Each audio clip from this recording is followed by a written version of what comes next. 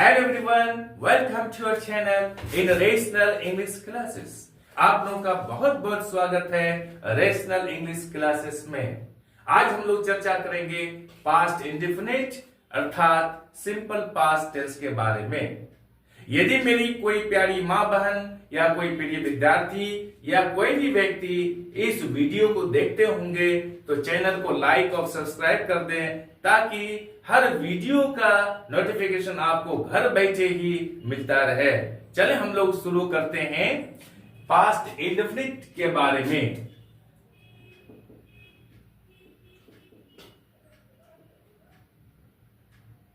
Past indefinite और simple past tense.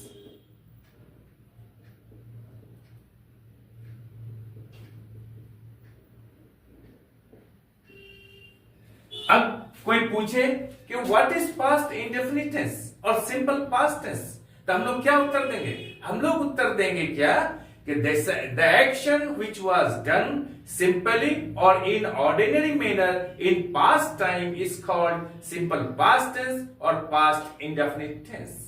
वह काम जो बीते हुए समय में साधारण रूप से अथवा मामूली तौर पर किया जाए उसे सिंपल पास्ट टेंस या पास्ट इंडेफिनिट टेंस का सेंटेंस कहेंगे।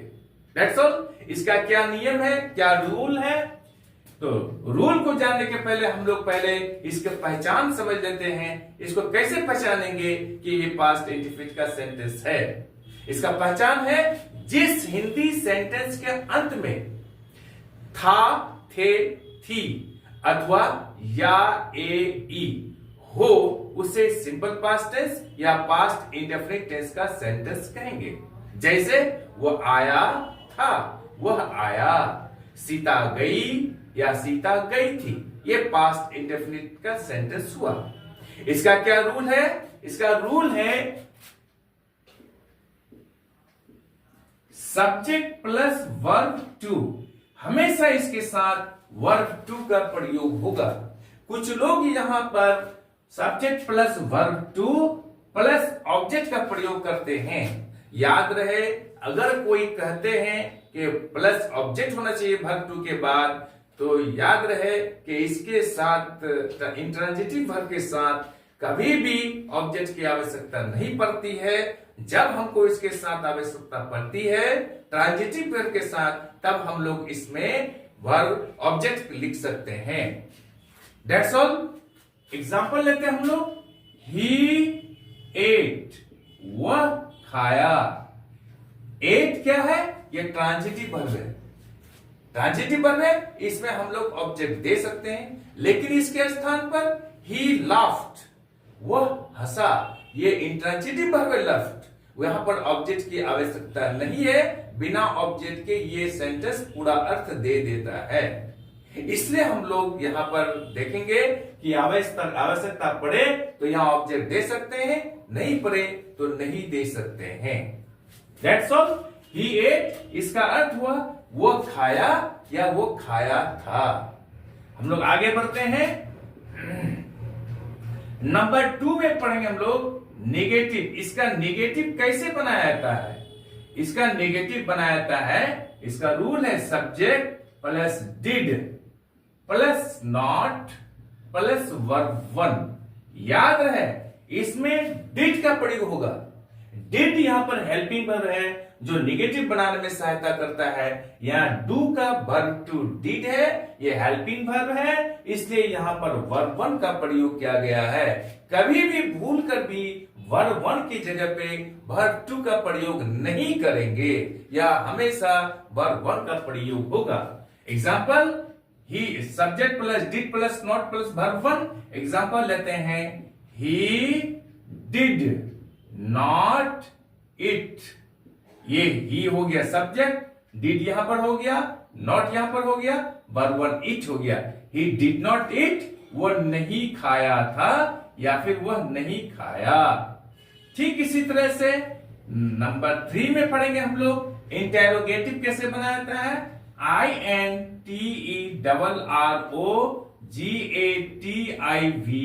इंटेरोगेटिव। जिस सेंटेंस से प्रश्न पूछा जाए उसे हम इंटेरोगेटिव सेंटेंस कहेंगे। इसका नियम है did plus subject plus verb one, अंत में हम लोग प्रश्नवाचक चिन्ह देंगे। डिड ही इट, क्या हुआ, खाया था या फिर क्या वो खाया। नंबर 4 में हम लोग इंटरोगेटिव का निगेटिव बनाएंगे। इसी में हम लोग नोट लगा देंगे INTERROGATIVE,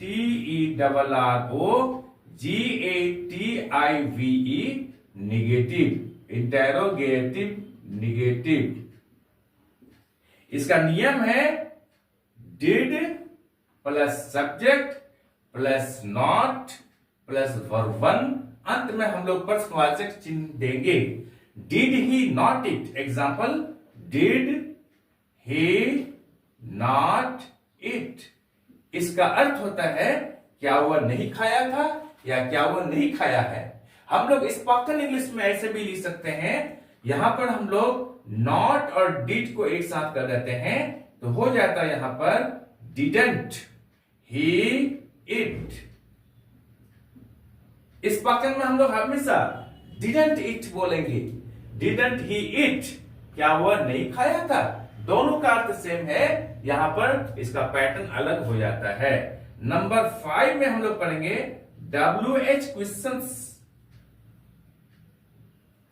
WH क्वेश्चंस किसे कहते हैं, जब कोई प्रश्न WH अर्थात व्हाट, व्हेन, वेयर, व्हाई इत्यादि के द्वारा किया जाए पास्ट इंडेफिनिट टेंस में, तो उसे हम लोग WH क्वेश्चंस कहेंगे। इसका पैटर्न है WH प्लस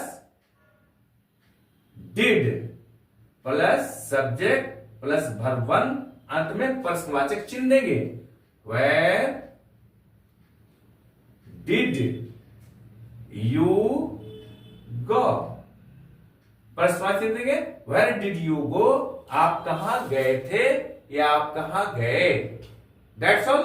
ये सारा हम लोग समझ गए कैसे इंट्रोगेटिव बनाया जाता है, कैसे निगेटिव, कैसे इंट्रोगेटिव निगेटिव, कैसे WH क्वेश्चंस का सेंटेंस बनाया जाता है। That's all. I am sure कि आपको ये वीडियो अच्छी लगी होगी। आप चैनल को लाइक और सब्सक्राइब कर दें और बगल वाले बेल आइकन को दबा दें, जिससे कि हर आने वाला वीडियोस का नोटिफिकेशन आपको मिलता रहे।